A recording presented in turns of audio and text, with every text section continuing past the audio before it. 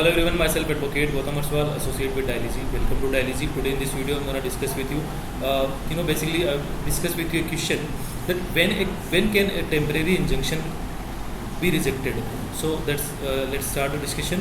So the circumstances in which a temporary injunction is granted is governed under by Order 39, Rule 1 of Code of Civil Procedure of 1908, which will be discussed. I will discuss later on. It becomes imperative to discuss the instances when a temporary injunction can be rejected. This is highlighted in Section 41 of the Specific Relief Act of 1963.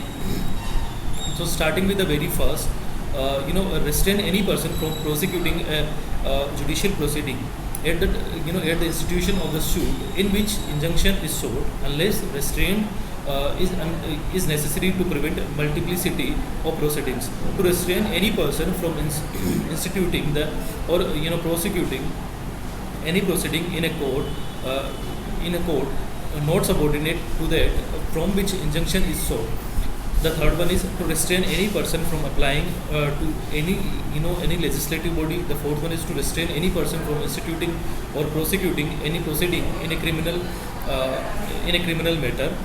The fifth one is to prevent the breach of a contract, the performance of which could not be specifically enforced, to prevent on the ground of nuisance an act of which it is not reasonably clear that it will be a nuisance. The seventh one is to prevent a continuing breach in which the plaintiff has acquiesced.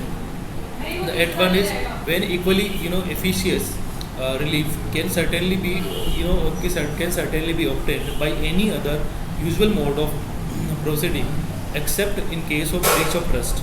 The ninth one is when the conduct of the plaintiff or his agents has been such as to disentitle him to the assistance of the court. The last one is when the plaintiff has no personal interest in the matter. So that's all about our discussion. I hope it's pretty much clear that when can a temporary injunction be rejected. So that's all about our discussion. See you in the next video with some more information.